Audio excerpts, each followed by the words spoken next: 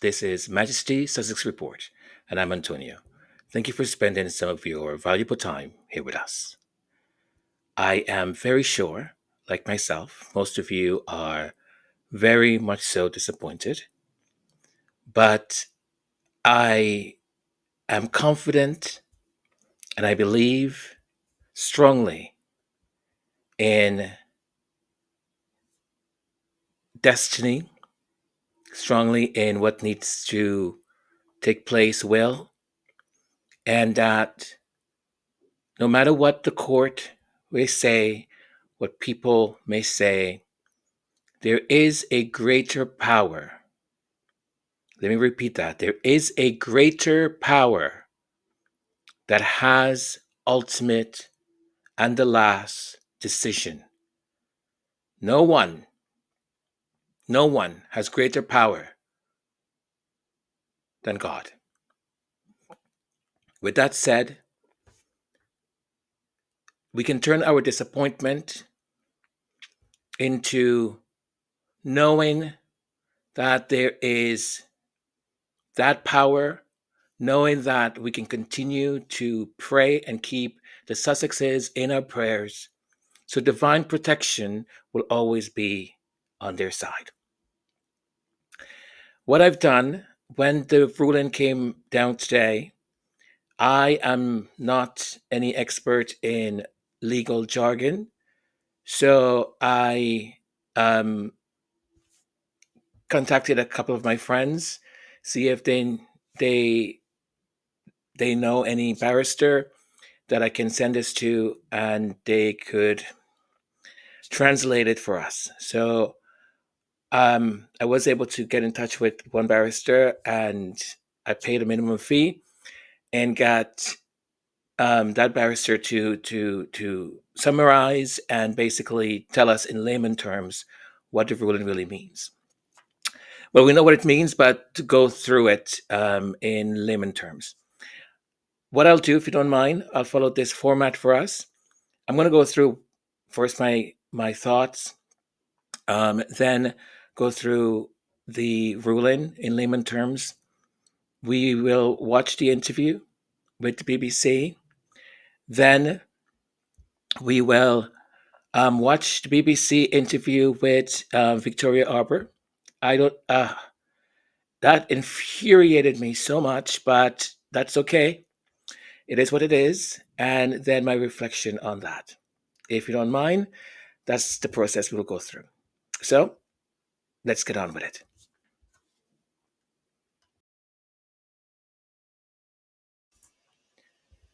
In the wake of the UK Court of Appeal's ruling against Prince Harry, he gave a raw, unfiltered interview expressing deep hurt, not only at the court's decision, but at the ongoing betrayal by the British monarchy and media. Harry revealed that he is the only person in the royal family required to prove a royal obligation to receive security when visiting the UK. He emphasized that his risk hasn't diminished, it's increased, and he still faces credible threats, some from individuals influenced by tabloid narratives. What stood out to me? Harry feels completely abandoned by the institution meant to protect him. He disclosed the total breakdown in communication with King Charles, saying his father doesn't speak to him and that reconciliation would be nice before it's too late. He issued a chilling warning.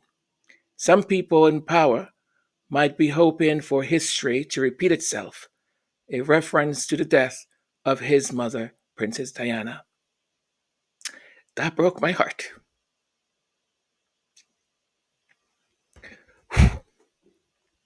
He made it clear without security, he cannot bring his family to the UK. This wasn't just a plea for fairness, it was an indictment of a system that trades in cruelty, cowardice, and calculated silence. The British monarchy has long held that silence is a virtue, that dignity is best worn zipped up and tight faced and tight lipped, no matter the storm. But what do you call it when silence becomes complicity? When dignity is used to disguise betrayal? When neutrality mask is just cowardice? You call it what it is. It's a cover up, a moral failure of a father, a king, who let his own son be fed to the wolves, who would prefer the woman he sleeps with or not than his own son. Prince Harry's recent court loss is about far more than police protection. It is about power, punishment, and a father's cold,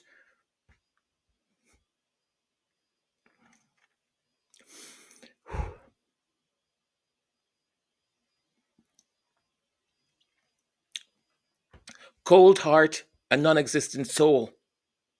The moment Harry exposed the ugly underbelly of the institution, particularly Camilla's manipulation and manipulative aspects, and the monarchy's alliance with the tabloid press, he became a threat.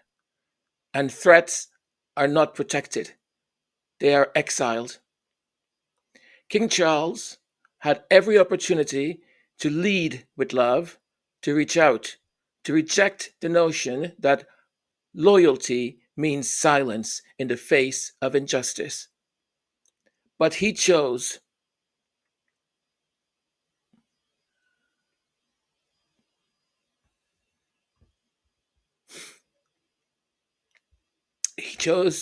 the opposite.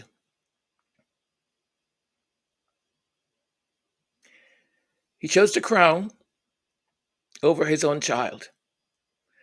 Not that the crown would have suffered anything at all if he had chosen his child. And Camilla, the so called peacemaker, has long been the palace's inside whisperer. She has friends in editorial chairs across British media. Her rehabilitation was a PR miracle. Yes, a PR miracle. But at what cost? Harry exposed her game, and now he must pay the price. Let us be clear.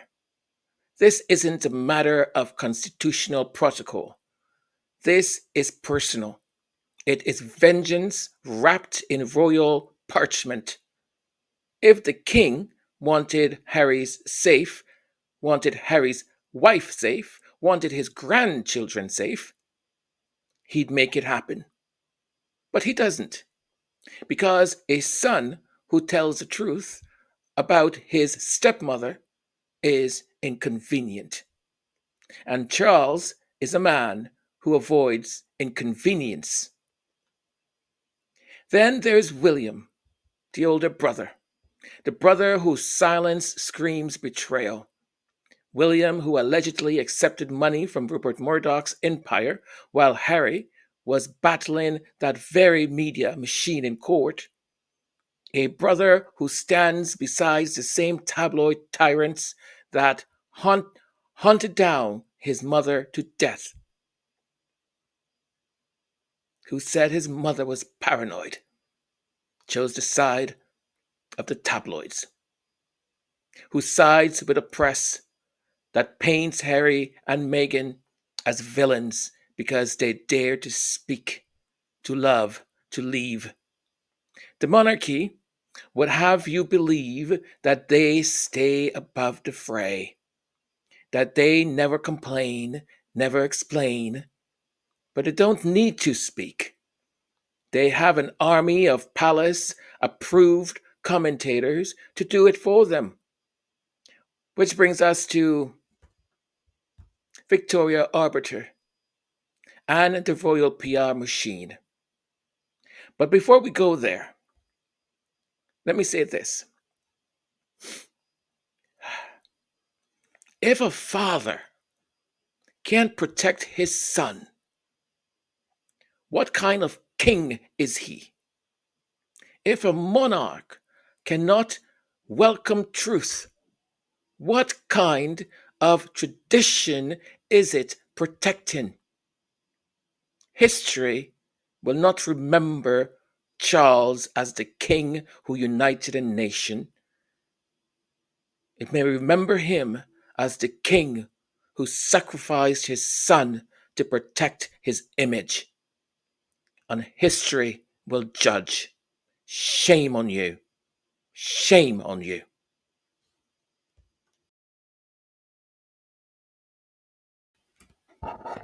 So here is the sort of summary from the document, and it's been divided into the different parts so we can understand it a little bit better.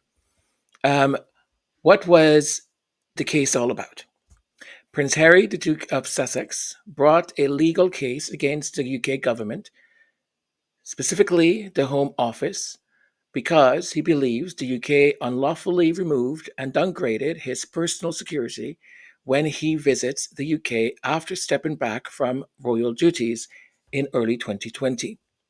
Harry wanted the court to officially declare that, number one, the way his security has been handled since June 2021 has been unlawful.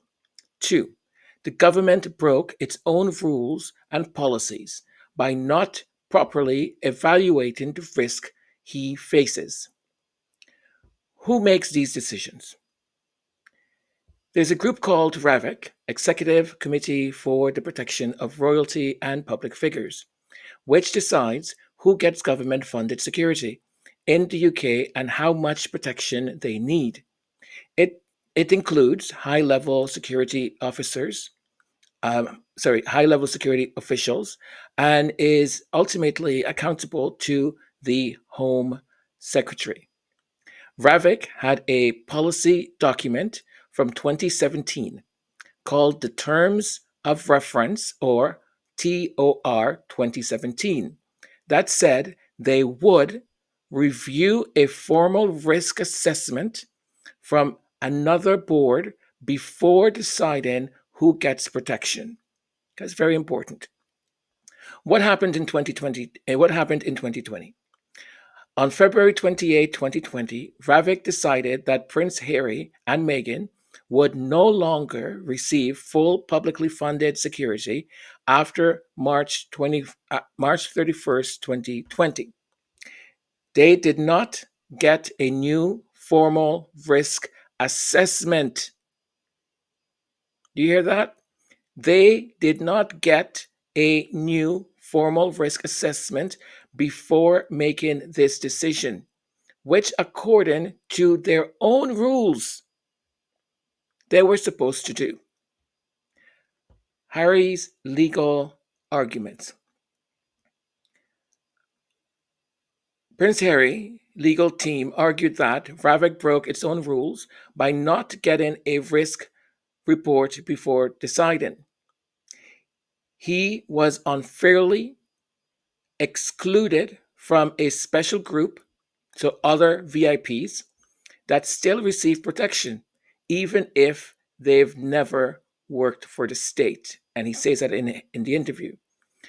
The process used to downgrade his protection was irrational and unfair. He still faces serious risk, including threats tied to his military service and global notoriety, and nothing about those risks has changed just because he moved to California. The court's final ruling, May 2025. The Court of Appeal sided with the UK government and rejected Prince Harry's appeal. Here is why. Yes, the government didn't follow the exact rule, getting a formal risk assessment, but the court said they had a good reason not to. That good reason was the creation of a bespoke or custom made security arrangement for Prince Harry. Since he no longer lives in the UK and visits occasionally, they felt a case by case approach was more appropriate than a blanket policy. The court accepted the government expert advice that a formal risk report would not have added anything meaningful and that the security threats could be handled through ad hoc planning. Okay. Prince Harry was not in the same situation as others in the other VIP group, so it wasn't unlawful or irrational to treat him differently. The court emphasizes that security decisions involve sensitive expert judgment, especially when tied to national security, and that judges should not second guess and that judges should not second guess expert security officials unless their decisions are clearly unreasonable. So they don't think it's unreasonable. Okay. Why this matters.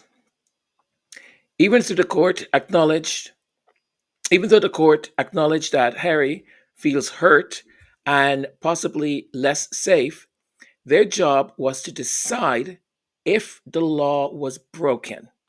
They're not deciding whether he should have received security or not. They're deciding if the law was broken, not whether the decision was kind or fair. So, Prince Harry lost the case. The court ruled that the government was legally allowed to take a different approach for him, Prince Harry. His bespoke lower level protection will continue and it's not considered unlawful. That's it. All right. Breathe deeply. Let's watch the interview. Would have had that you think they won't be able to now with this decision? Well, for a start, the only time that I've come back to the UK is sadly for funerals or court cases, with the odd charitable function where I can in between that. I put myself at risk for that, but I will continue on with a life of public service, so I will always support the charities and the people that mean so much to me. I can't see a world in which I would be bringing my wife and children back to the UK at this point. And the things that they're going to miss is, well, everything. You know, I love my country. I always have done, despite what some people in that country have done. So, you know, I miss the UK. I miss parts of the UK, of course I do. And I think that it's really quite sad that I won't be able to show, you know, my children my homeland. You know. And as you say, you've gone back several times during this years-long battle. What about the security arrangements that were in place made you feel it would be unsafe for you and your family? There's only so much that I can say because of the redaction process and the national security matters at hand, but everything. Because in beginning of 2020, I was scored the highest as far as risk was concerned. And then overnight, I was reduced to the lowest without actually going through the risk management board.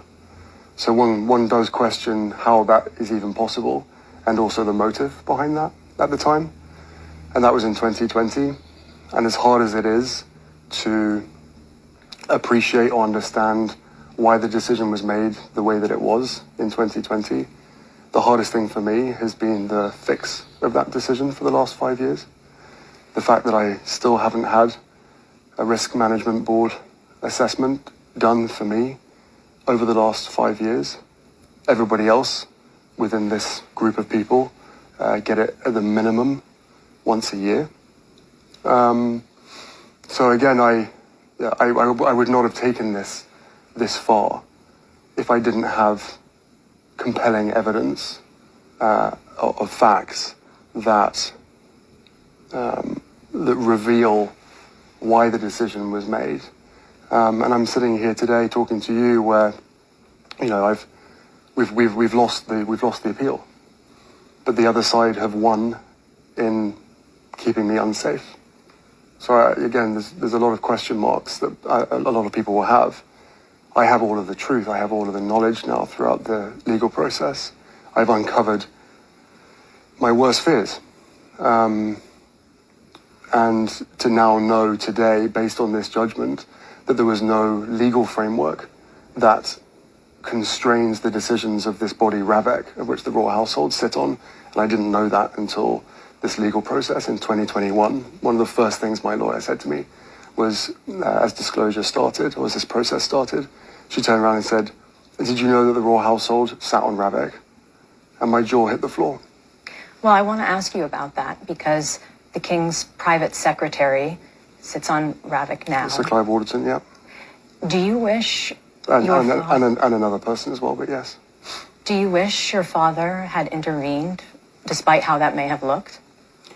I've never asked him to intervene.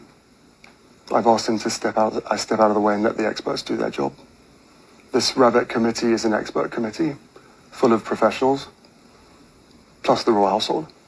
And the royal household don't have any role in that, on the Ravek committee, other than the helping influence the decisions based on members of the royal family.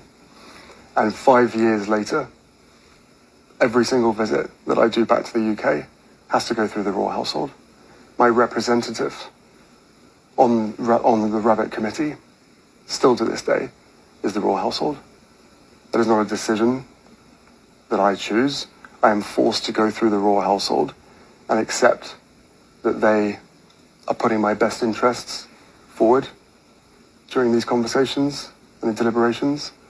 So no, I haven't asked my father to intervene. The whole point of a risk management board, which, as I said, everybody else gets, but I haven't, never been given since back end of 2019 was the last one that I was given.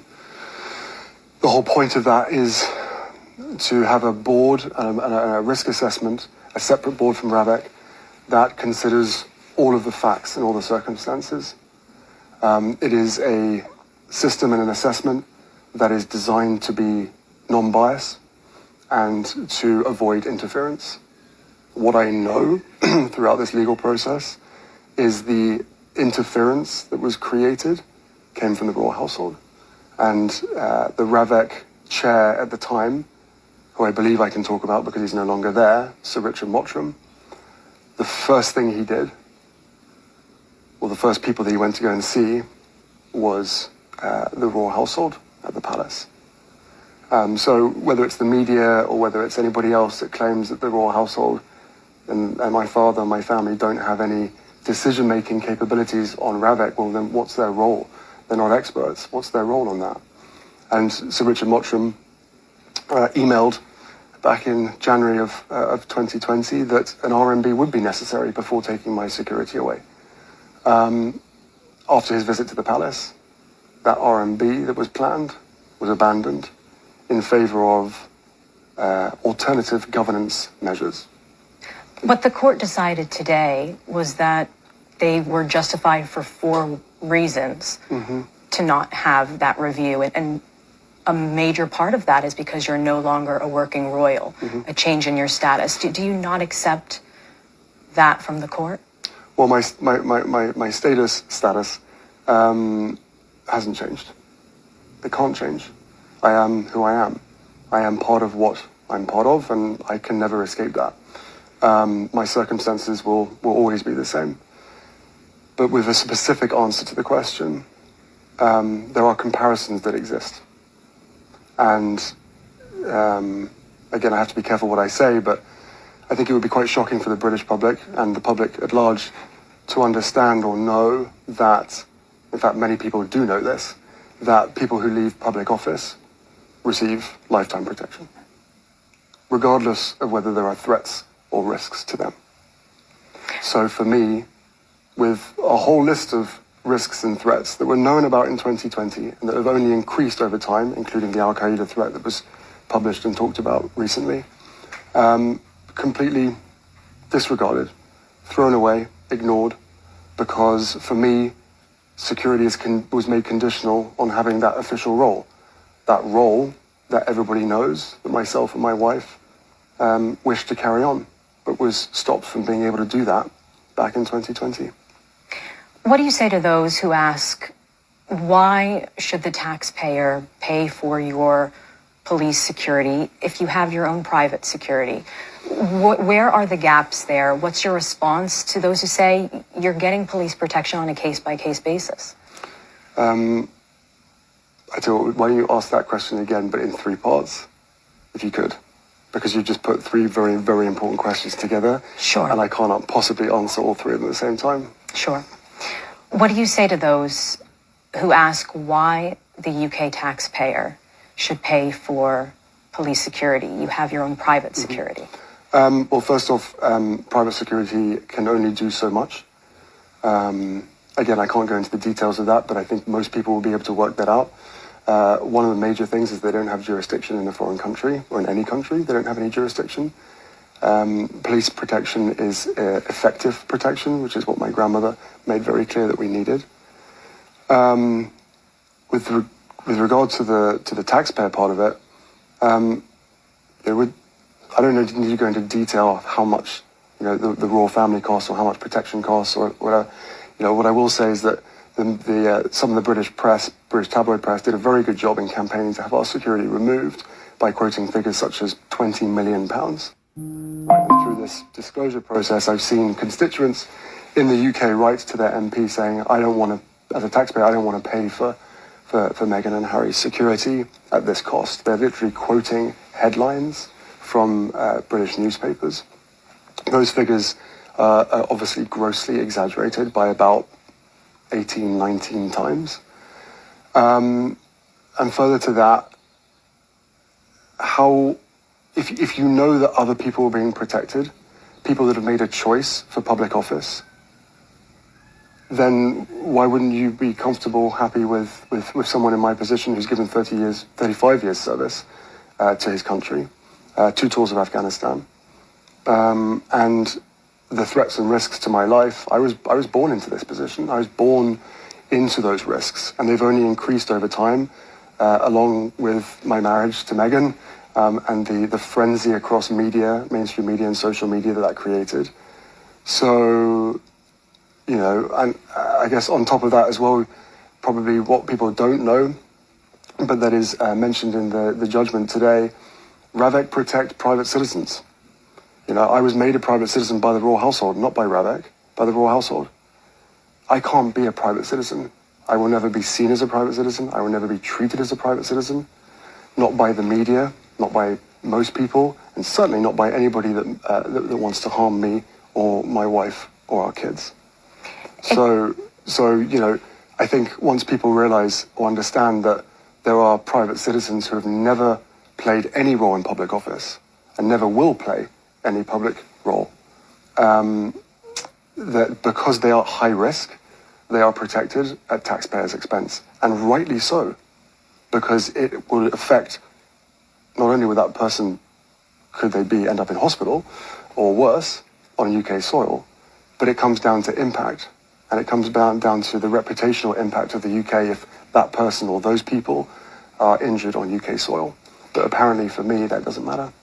And just to be absolutely clear, what is the difference between the top-level security you say you should have and the security you are given on this case-by-case basis when you go So the details of the security I can't talk about. All I will say is that the last R&B assessment that I was given, I scored the highest. The only person within the family that scored anywhere near that was my grandmother. Overnight, I was reduced to the lowest. This case-by-case basis has been used by RAVEC and also by large sections of the British press to say, well, what's the big problem? You're given something on a case-by-case basis. Unfortunately, that case-by-case basis is separated by the reason for my visit. So just to give you more context on that, it's not really a case-by-case basis. It's an either-or. If you're invited to the UK by your family, then we will give you security. If you come for any other reason, then you will get a very low amount of security. I'm not going to confirm what that is, but it is completely insufficient. Somewhere along the line, people have talked about the fact that all it is someone on the end of a phone.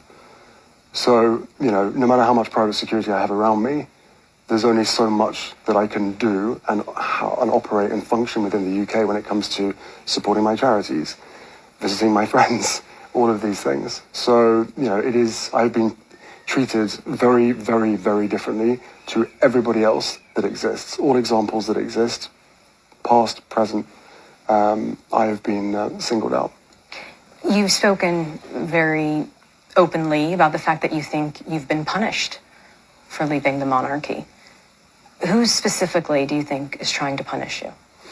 I don't think that anymore. Now I know that it was, security was used as leverage. And I think what really worries me more than anything else about today's decision, depending on what happens next, is that it's set a new precedent that security can be used to control members of the family, and effectively what it does is imprison other members of the family from being able to, choose a different life. If for me security is conditional on having an official role, one that both myself and my wife wished to carry on, but then was rejected, not by Ravek, was rejected by the royal household, and the result to that is you lose your security. That basically says that you can't live outside of their control if you want to be safe. But so there's a pretty hard decision there, and I think if you strip away all the noise of everything that's been said by other people and all the noise that's been created around this, if you strip that all away, I think what people will hear is that the only thing that I've been asking for throughout this whole process is safety, both when I was when I was part of the institution and when we left. And the important piece here, Neda, is, for me and my wife, well, I mean, I'm not sure how much I can say, but I can never leave the royal family. That is my family. That is my larger family. I left the institution because at the end of the day I had to. I didn't leave it in 2020. I left it in 2021. But security was removed in 2020. Speaking of your family, your father is ill with cancer. Will you continue to visit him alone without the family? Where does this leave things moving forward, the ability of your children to see their grandfather? Life is a precious thing, and I'm acutely aware of the fragility of that. I can only come to the UK safely if I'm invited. There is a lot of control and ability in my father's hands. Ultimately, this whole thing could be resolved through him, not necessarily by intervening, but by stepping aside, allowing the experts to do what is necessary and to carry out an RMB. That said, this all was initiated under a previous government. And there is now a new government. I have had it described to me, once people knew about the facts, that this is an good old-fashioned establishment stitch-up, and that's what it feels like. So should Keir Starmer step in? I think that, based on the judgment that the court has put out today, it clearly states that Ravek aren't constrained by law. Again, I wish somebody had said that from the beginning. If they're not constrained by law, then this decision was made by the royal prerogative, which means that on national security matters, my case, which the other side have used national security exclusions and excuses to withhold certain information from me, restrict me from being able to speak about certain things to the public. that this national security matter is not bound by any law, and that Ravek can abandon the very processes, the very expert processes that exist to protect individuals and the people around them, as well as the decision makers themselves, from liability if anything should happen. So, I would ask the Prime Minister to step in. I would ask Yvette Cooper, the Home Secretary, to look at this very, very carefully, and I would ask her to review Ravek and its members, because if it is an expert body, then what is the royal household's role there? If it isn't to influence and decide what they want for the members of their household. Do you want the court battle to continue? Do you want to try to see this get to the Supreme Court? I don't want any battles to continue. There is way too much suffering and way too much conflict in the world. This, at the heart of it, is a family dispute. And it makes me really, really sad that we're sitting here today, 5 years later, where a decision that was made, most likely, in fact, I know, to keep us under the roof. But then once they realized that that wasn't going to work, once they realized that, myself, my wife, and our kids are happier outside of the institution, then please just look at the facts. Look at the risks, look at the threat, look at the impact that if anything was to happen to me, my wife, or my father's grandchildren, if anything was to happen to them, look where the responsibility lies. So, there's a duty of care that has been completely thrown out the window, and that doesn't feel great. Whether we agree or disagree, and there's a lot we agree on, there's a lot that we disagree on. But that aside, where is the duty of care? Because, as I said, life is precious, and it is very clear that from 2020, because I was no longer allowed an official role, and because I decided to remove myself eventually from the institution, that my life got devalued from the highest score to the lowest score overnight. And how does that make you feel, given you have expressed numerous times that you do not want history to repeat itself? I don't want history to repeat itself. I think there's a lot of other people out there, the majority, that also don't want history to repeat itself. Through the disclosure process, I've discovered that some people want history to repeat itself, which is pretty dark. That's quite a statement. Who do you think that is? I'm not going to share it at this point. I know all the names of the people that were involved in this process. And again, you have to question, why wasn't I put through the same risk management board that everybody else was put through, including members of my family? And you reject it not because you're no longer a working royal. Sorry? And you reject that it has nothing to do with the fact that you're no longer a working royal. Whether I have an official role or not is irrelevant to the security needs that I would need. Let me rephrase that. Whether I have an official role or not is irrelevant to the threats, risks, and impact on the reputation of the UK if something was to happen.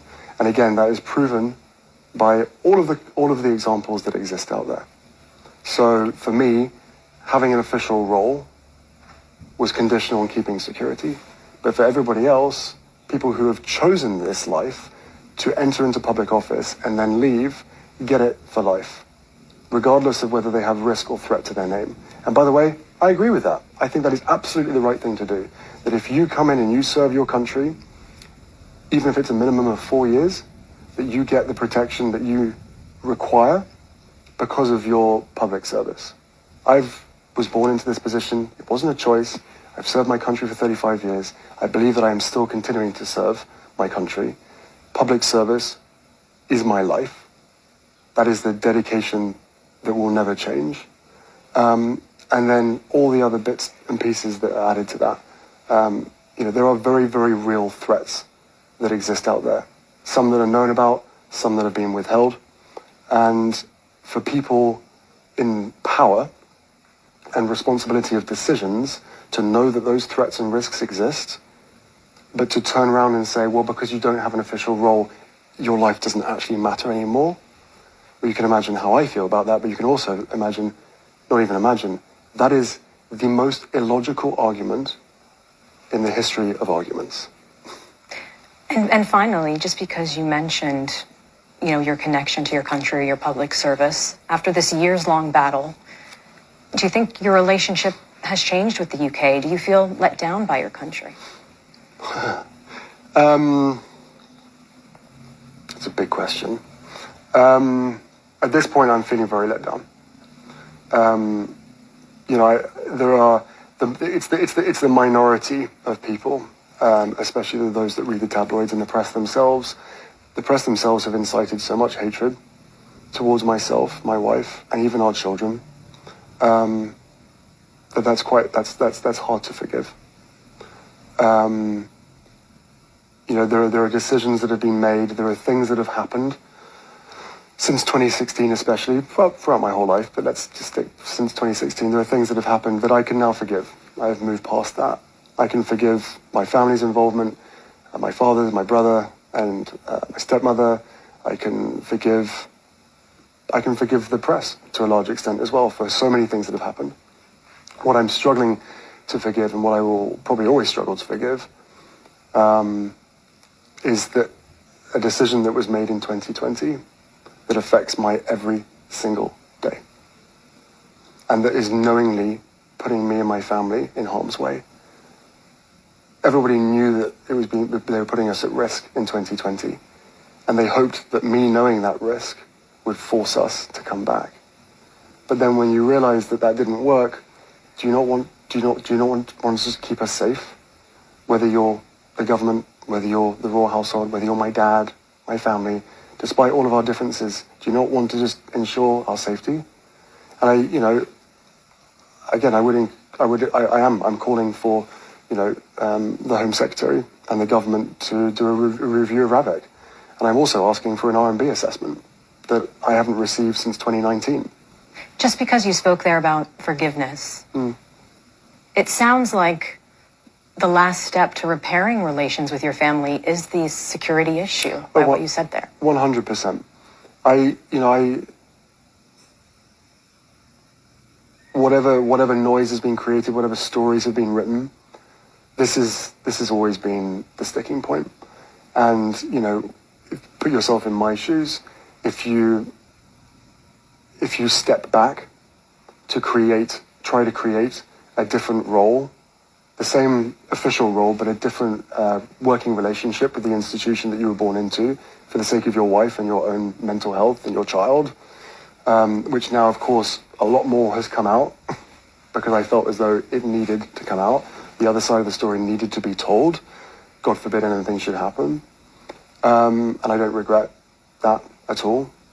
But 2020, when that decision happened, I couldn't believe it. I actually couldn't believe it. I thought with all the disagreements and all of the chaos that's happening, the one thing that I could rely on is my family keeping me safe. And not only did they decide to remove my security in the UK, but they also signaled to every single government around the world not to protect us. How are you feeling about this decision? Because clearly you have 2 children, Archie, Lilibet. They're not able to see their grandfather, their uncle, their cousins in a way that you feel is safe for them. So what's your feelings kind of moving forward? Is there any way that this could be resolved?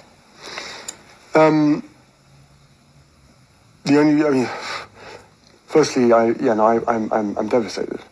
Not so much as devastated as with the loss that I am about the people behind the decision, feeling as though this is okay. Is it a win for them? Is it a win that, that I don't get the protection that the threats and risks and impact say that I should? I would hope they wouldn't consider it a win. And I'm sure there's some people out there, probably most likely the people that wish me harm, consider this a huge win. But,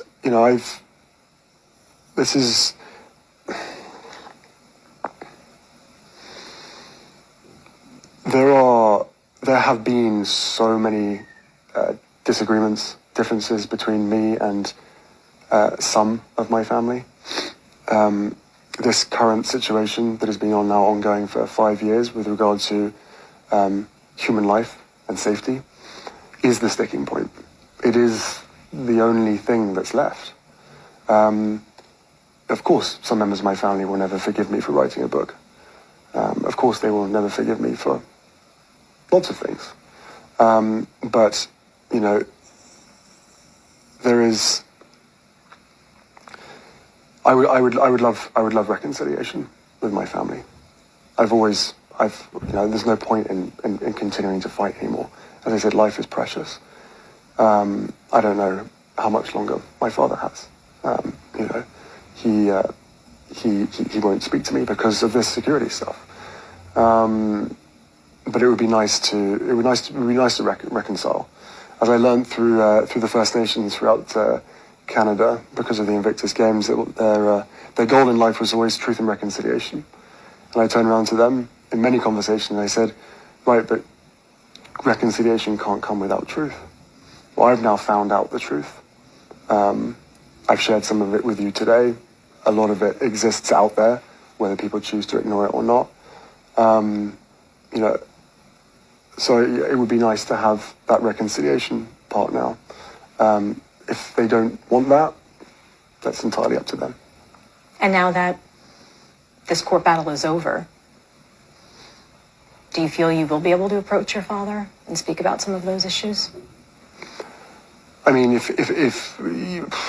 no, I don't think he would ever want to talk about it. I think he would just push it aside, and the argument will continue to be this is a government decision. It may well be a government decision, but how did they reach that decision? When the Rabbit chair, the first place that they went to was the palace to understand what it is that the royal household or what the royal family want for me. I have never ever been allowed or offered to make my own representations. Not in 2020 and not for the last 5 years.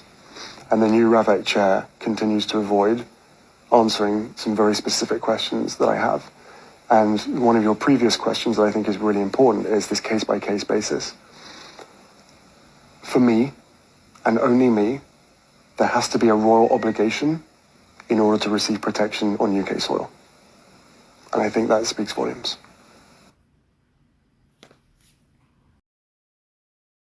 With Victoria Arbiter. She's a royal commentator with extensive experience covering the British royal family. Victoria, delighted to have you with us tonight. Let's discuss what was an extraordinary and candid interview. And I'm curious for you, what stood out the most? Good evening to you. Well, yes, it was indeed an extraordinary interview. I think we were expecting to hear from Prince Harry following the ruling, but I don't think anyone had imagined a dialogue quite as candid as this one. There's something that I do want to point out, though. Of course, this is only Prince Harry's side of the story, but there are elements which I think perhaps the public won't be clear on. And his security obviously being the primary issue here. Harry did say in the interview that he's the only person that has to have a royal obligation in order to get his security when he's in the UK. But that's very much in keeping with how security works for the royal family. It was give or take 15 years ago that following a cost review, the children of the monarch, their security was downgraded. It went from being 24/7 to just on engagements. Today, the only people that have round-the-clock security are the King and Queen, the Prince and Princess of Wales, and their children. So it is entirely possible that had Harry and Meghan stayed in the UK, they too would have lost their round-the-clock security. Now, he came across as a man rather defeated, but I also did feel that some of that language was rather inflammatory, and in particular that suggestion that perhaps there were people behind the scenes hoping for history to repeat itself. That is bold, and that's quite an alarming thing to say. There was this moment when he said, I don't know how much longer my father has left because he won't speak to me, but it would be nice to reconcile. Do you think that's realistic? Do you think the door could still be open there? I think most reasonably minded people would love to see a reconciliation here, but the primary issue is trust. And I'm going to take you back to 2018. And Prince Philip, shortly before Harry and Meghan's wedding, he had hip surgery. And in the 5 weeks between that surgery and Harry and Meghan's wedding, he worked really hard to make sure that he could walk down that aisle unaided and attend their wedding. He did it. 3 years later, as he was dying in hospital, the two of them sat down with Oprah Winfrey.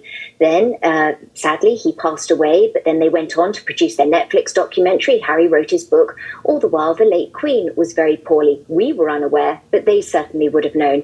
Now, the King is facing his own health issues, and anytime something doesn't go their way, they run to the press. Now, I appreciate they want to have an outlet, but all of these elements illustrate the fact that they cannot be trusted when it comes to conversations that are had behind palace walls. The king, to some degree, has not been able to interact with his son because of this issue with security and the judicial process in place. It would be constitutionally inappropriate for him to step in. Can you imagine the outrage if it suddenly came to light that he had pulled a few strings and wangled a special favour for his son at the taxpayer's expense? But this door for the king certainly will never be slammed shut. It is not going to be locked. I think he would dearly love to have reconciliation. He would love to see his grandchildren. But while trust remains an issue, it's a very difficult balance to find. And Prince Harry, in that interview, did acknowledge some of that hurt, for example, saying some people may not forgive me, he said, with regards to his book Spare. He did seem adamant that without security, he can't return, he said, to the UK with his family. Do you see a world in which that is resolved, where we see the family also returning to the UK, even if for a temporary visit? Well, I think ultimately that's up to Prince Harry. Now, the messaging here from the Prince is rather mixed. There have been occasions he's been in the UK. The King has offered for him to stay at Buckingham Palace. There couldn't be anywhere more secure in the UK than Buckingham Palace. He's turned that down in favour of a hotel. The family, I think, would love to see a broad reconciliation here. And Harry has talked about his desire to introduce his children to the extended family. But really, at this point, that is up to Harry. Yes, you mentioned he talks about forgiveness.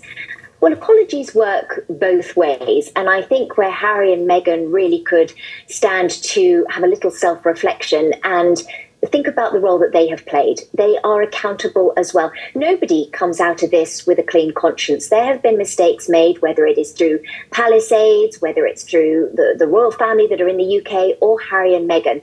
There are a lot of culpable parties, but I think that means that there are an awful lot of apologies to be made as well. And Harry and Meghan don't seem inclined to own their part of this story. So I think perhaps this dialogue could open with the royal family that would enable them to go to the UK if they too would take account for some of the errors that they've made. Okay, and briefly, what about other members of the royal family? Do you think there is the sense that the Duke of Sussex has support elsewhere? That's very hard to say, and of course I don't want to speak on behalf of anyone else, but really there has been betrayal after betrayal, hand grenade after hand grenade. We are talking 5 years worth of the Sussexes giving interviews. Throughout it all, beyond the recollections may vary, Buckingham Palace has kept a dignified silence. I think deep down, yes, extended members of the family would like to see a peaceful resolution here, particularly given the King is dealing with health issues and ongoing cancer treatment. But really, the first move lies with Harry and Meghan. They may not think so, but until they apologise, I don't think so. The view there of Victoria Arbiter, a royal commentator. Victoria, thank you for being with us.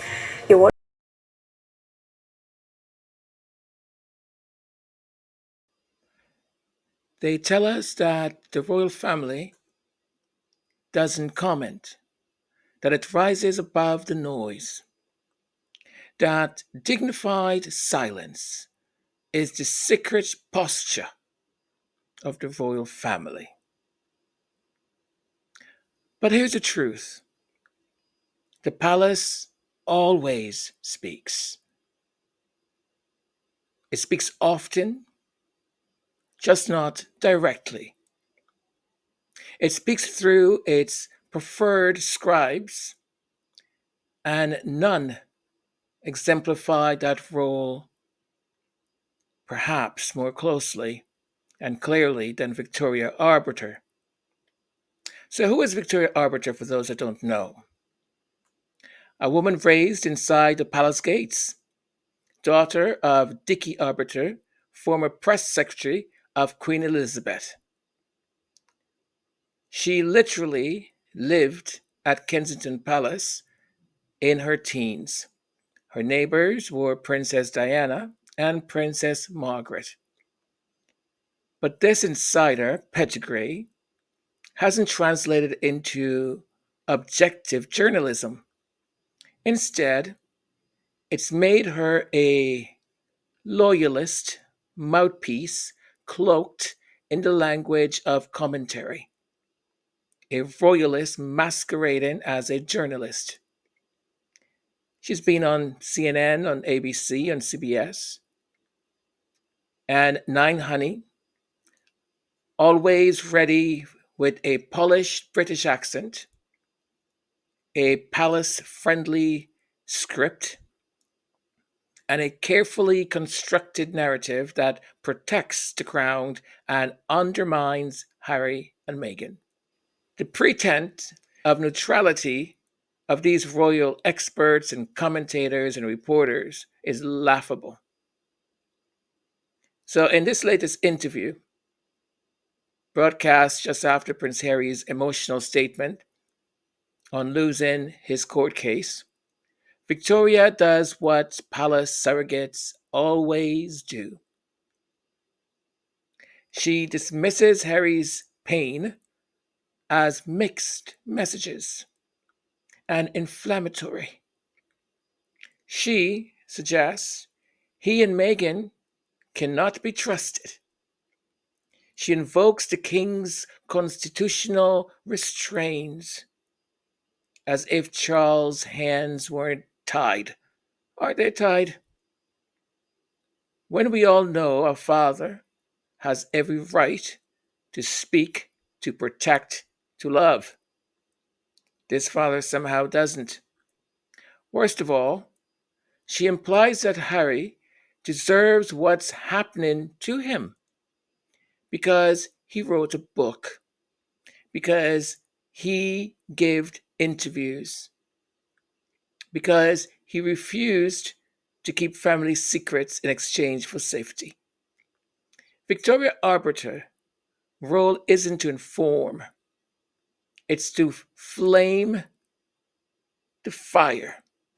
It's to make sure that the Sussexes remain the villains and to frame the monarchy as the victims.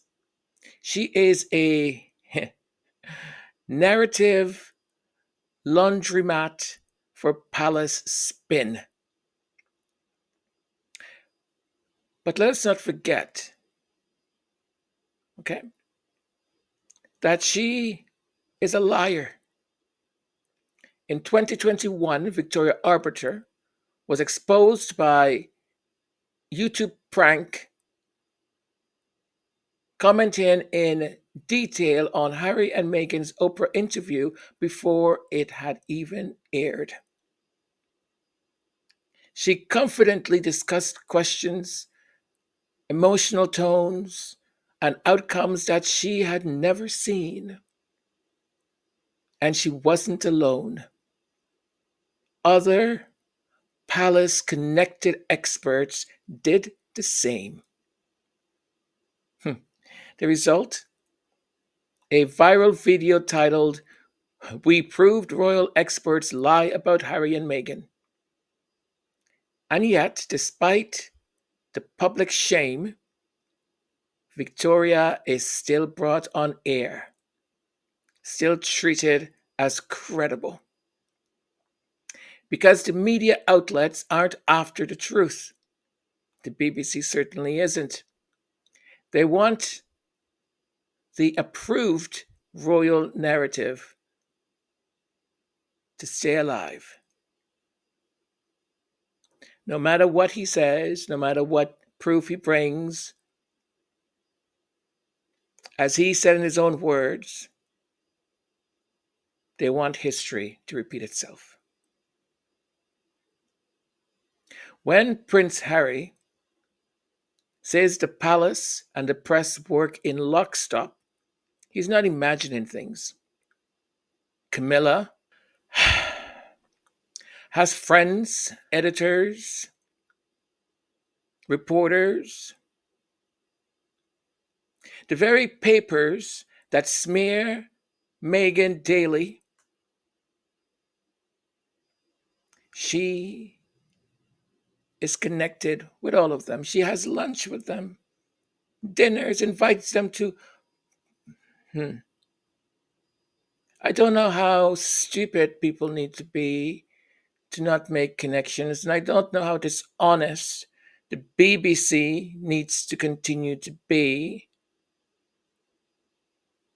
and not do proper reporting.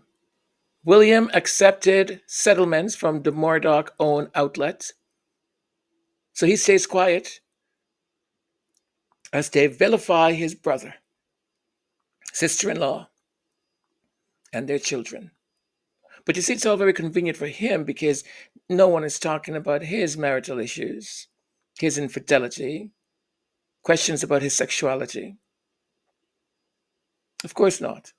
His temper, the disappearance of his wife for months, and then all of a sudden she was diagnosed with a cancer that she didn't have before her operation, but all of a sudden it appeared. About a photograph that he took, that's what they said. Then when it was discovered it was photoshopped, all of a sudden he did not take it. Nowhere to be found. As a matter of fact, his wife supposedly, allegedly, took blame for the photoshopping of the photograph.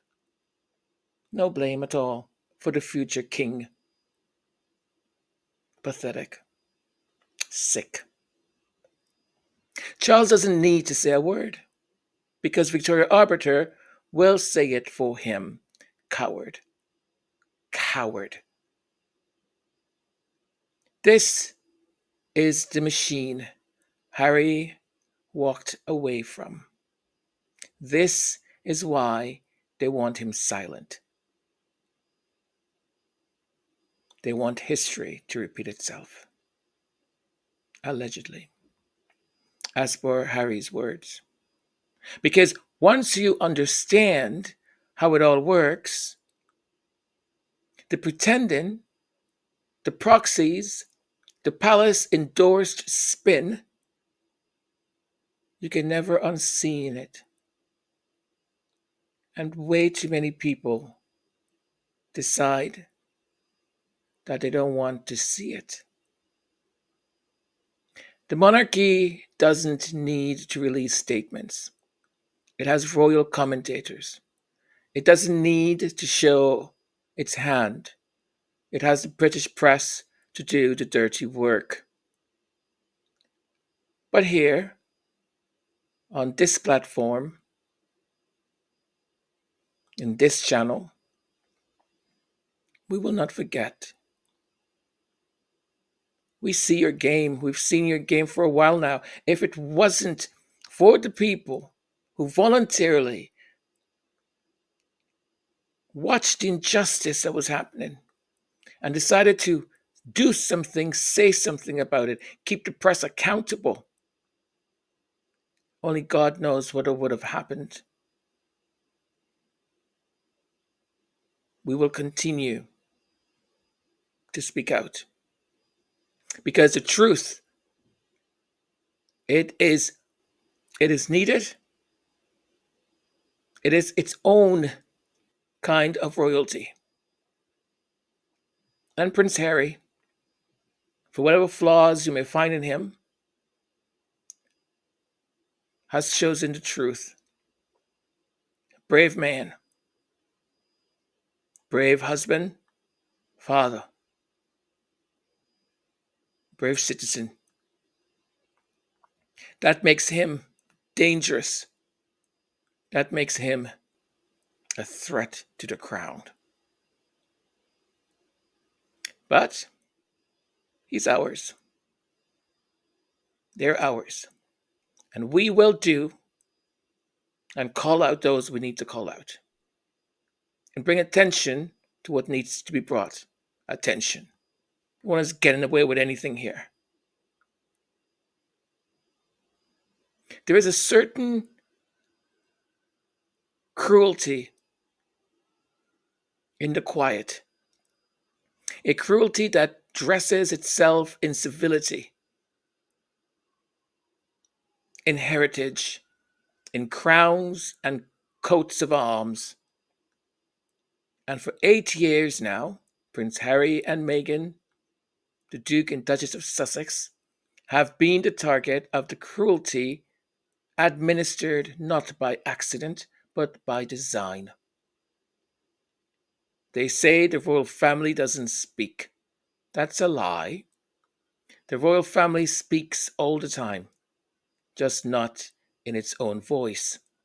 It speaks through whispers and winks, through exclusive sources, and the soft glove hand of palace commentators, like Victoria Arbiter and all the others that will be feasting with this decision. They've made a career out of laundering the monarchy's dirty laundry with a smile. And now, with Prince Harry's recent court loss, after a judge ruled that it was perfectly lawful to strip him of police protection even while acknowledging the threats to his life, the silence is more defeating than ever. The king said nothing. Pathetic piece of a man. The palace said nothing. But the message was loud and clear. You told the truth. You exposed the inner rot. And now you will pay for it. This is not a story of royal protocol. This is a story of a father who turned his back on his son, not because he had no choice, but because he made his own choice. King Charles had options. He could have defended his son. He could have made amends. He could have stood up to the press. Instead, he trembles before it like a coward, you piece of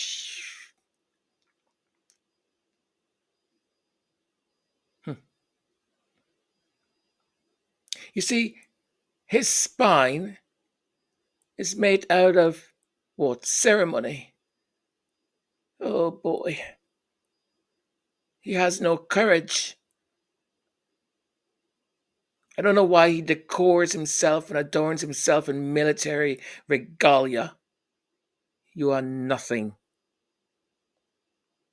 Camilla, the one who sleeps with other people's husbands. Camilla, once reviled, hated even, by that very press that now protects her, has clawed her way into legitimacy by trading in loyalty and silence. And what about the brother? A brother whose heart has calcified into corporate compliance. A future king who took Murdoch's money while his brother fought the very empire for the sake of dignity and truth and for their mother. And then we have their mouthpieces, the commentators, like Victoria Arbiter, of course, whose proximity to the palace gives her the sheen of authority and authenticity, but whose every word is calculated to deflect, defend, and deny.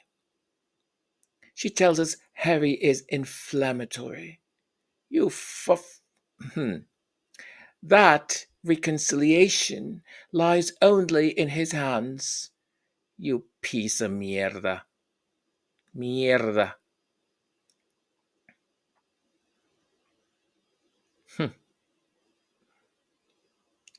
that Buckingham Palace is the safest place on earth, as if he hasn't seen what happens behind its doors.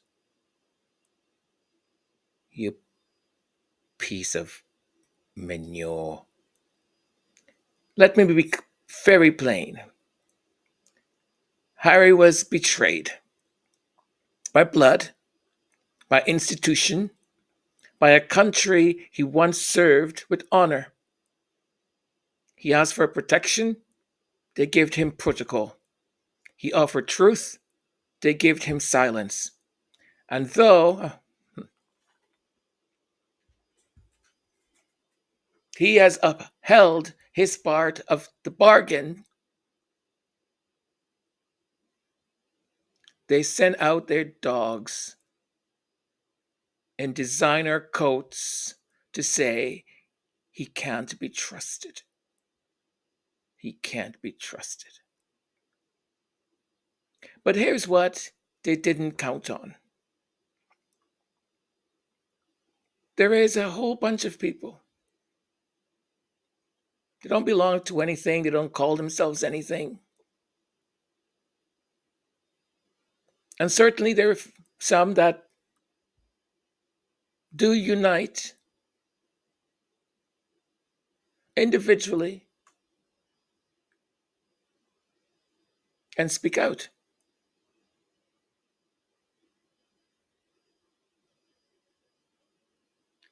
We're watching. We're listening. And we are on the side of the truth. We've not forgotten what truth looks like, sounds like. We're not one of the hypocrites that stood while a little boy walked behind the coffin of his mother. And oh, the tears of crocodile. Promises to protect him. And now they call into shows with their vile words and nasty mouth to condemn him and wish him the worst because he married a black biracial woman. Strip him of any security. They speak like witches, and that's an offense to witches.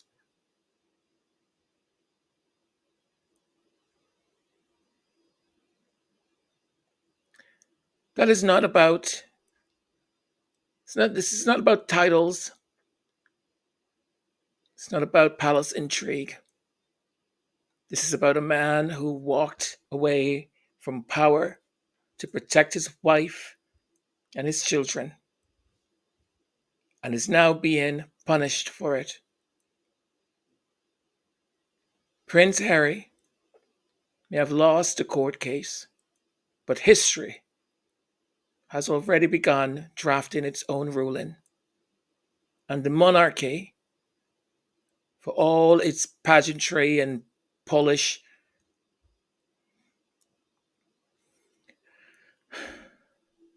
may one day find itself on the wrong side of it all. Not because of what it said, not because of what it allowed, enabled, and silent with precision. This is not silence. It is strategy. And it's a strategy that will not go unchallenged. Not my king. None of them will ever be. They're cowards. And for the people in the Commonwealth and who reside in the United Kingdom, All of this is laid bare for you to know. It's your choice what you do. It's your choice. Your choice.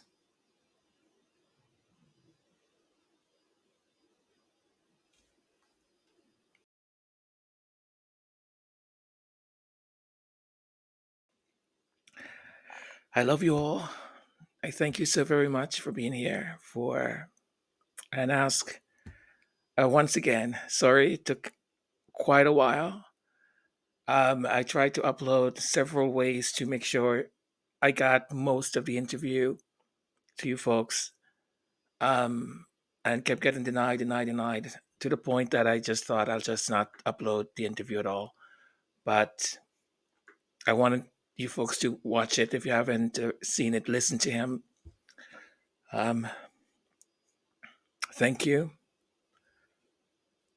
This could not be more plain and simple for anyone who has two brain cells. And for those that choose not to believe the prince, that's their prerogative. Let us not, lose our heads or anything like that. Let's take our guidance as we are individuals who, with a common goal, to call out and protect in whatever capacity we can the Sussexes. I'm not advocating for anyone to go and write in other people's things any nasty comments or threats or anything like that. Please don't do that. It doesn't elevate our cause. It doesn't elevate what we want to do. And it diminishes our credibility when we call things out. So I know, we can be upset and hurt and all of that, but let's continue to do what we do best, I think, and that's to call out and let others know that we know and call them out. Be like that in that story when the king is passing by with no clothing on and one child. Everyone else is pretending like, no, he has clothes on. It took just one child to say, no, he doesn't. Look at him, he's bare naked. And it broke the spell. That's what we do. We break the spell. I thank you all for being here. I love you. Take care of yourselves. Be kind to yourselves. And let's continue to pray. Now more than ever. May God bless you all. Bye for now.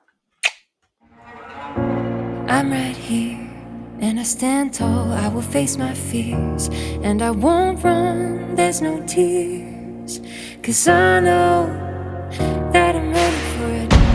I'm right here, and I stand tall. I will face my fears, and I won't run, there's no tears, 'cause I know I was made for this chance.